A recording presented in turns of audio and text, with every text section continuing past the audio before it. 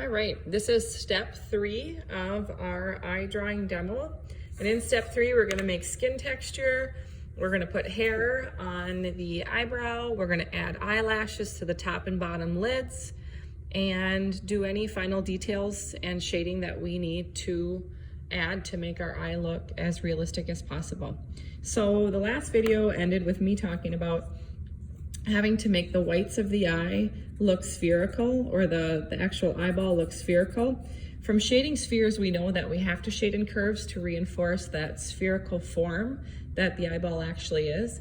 And then I want to point out that the darkest part is going to be right in the inner canthus where the eyeball meets that kind of pink skin. There's often a little highlight right there, and I just erased it out because that's usually that wet, glistening kind of surface. And there's usually a little bit of a line kind of like this. And again, it depends on the eye you're drawing and the portrait you're drawing from. But then the eyeball itself is going to be shaded spherically. As it gets close to the iris, it's going to get lighter. So I kind of just shade in the corners pretty dark. And then I will intentionally take my eraser and I'm going to erase out and take a paper towel and just really soften and smooth out the white of the eye. So the white of the eye, the inner canthus, iris and pupil are pretty much done. Now I want to talk about skin texture. So to create skin texture, I would take a 6B, or that number 2, like I said, is what I'm using because that might be all you have. I'm going to take my pencil. I'm going to put down a bunch of graphite. I'm going to take my finger and a paper towel or my shading stick, but I prefer paper towel if you have them, and otherwise just your fingertip. I'm going to pick up some extra graphite and I am going to shade along that bottom crease I drew where the eye projects out from the cheekbone. I'm going to shade along that top crease, and I'm going to kind of curve up, and you can kind of see I'm curving up to create the feeling of the brow bone. I am also going to kind of make a parenthetical type curvy line right here. It's like a little parenthesis. That helps create the bridge of the nose, and then I'm shading down and around. I'm gonna put a little value underneath. I'm gonna leave this pretty bright and white because that's your brow bone, and that's a highlight that rests right below the tail of your eyebrow. I'm gonna shade some skin around here, pick up a little more value, and I have a pretty good skin texture created just by using a paper towel or smudging with my fingertip. My next step after that is going to be to erase out the water line or the lower lid line where we see the width of the lid. I'm actually going to create an obvious line, and then I'm going to kind of reinforce that outside edge of your water line. And that is where I'm going to start adding eyelashes when I get to the point. So my eyelashes on the bottom lid are going to come from here. My eyelashes on the top lid are going to come from here, but I'm going to move up to the eyebrow next. So I've got this basic eyebrow shape started. What I'm going to do now is actually add in very textural lines that are going to reinforce the feeling of hair. Because if you look at your eyebrow, and you can, if you need to stop this video, run into the bathroom and take a look in the mirror and see what an eyebrow looks like. It is literally hundreds of overlapping lines that create your eyebrow. So depending on the shape and depending on the color of your hair, I'm gonna blend it out a little bit. If it is a female eye you're drawing and they manicure their brows, it might be very, a very perfect kind of shape. If it's a men's eyebrow, or a man's eyebrow, excuse me, it's gonna be a little bit wilder and less manicured. So I've got a basic eyebrow in. I'm okay with where this is at. I'm kind of liking how it's looking. I'm gonna reinforce that crease that I had, and I'm gonna make it pretty dark. So I am darkening that original crease of my top of my eyeball where it kind of would project out from the eye. I'm going to add a little bit of a shadow in the corner on the outside edge of the eye. And I'm gonna, remember I said in the beginning in step 1, I was gonna make kind of a 40-year-old eye.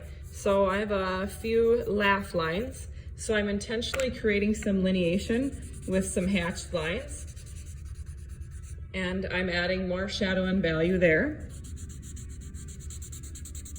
I'm also gonna do that same, adding more shadow and value and some kind of hatched lines under the eye.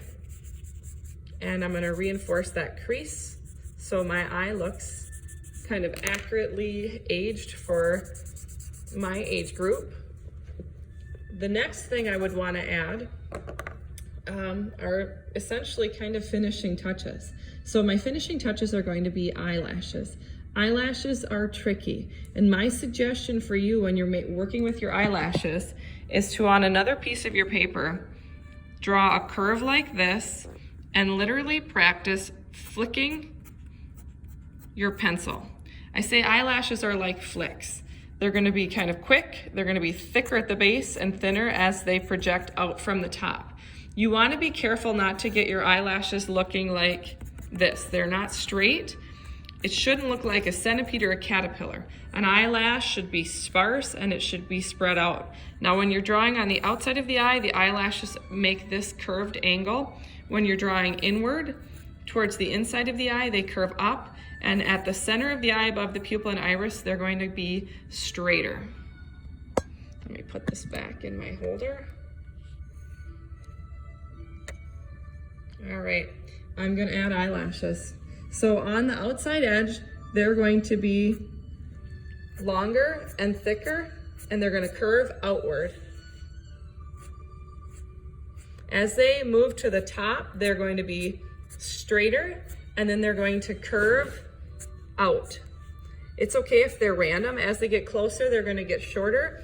As they get further out, they're a little bit longer. I'm gonna thicken up the base of some of these because my eye is pretty large. I'm gonna thicken up some of these here. And like I said before, I don't wanna get too many, but I want there to be enough so that the eyelashes feel full. The next thing I'm gonna do is darken that line because I'm drawing a female eye and females wear makeup. If you're drawing a men's eye, there's still a darker kind of perceived edge right there on that top lid. I'm gonna erase out a little bit of a highlight.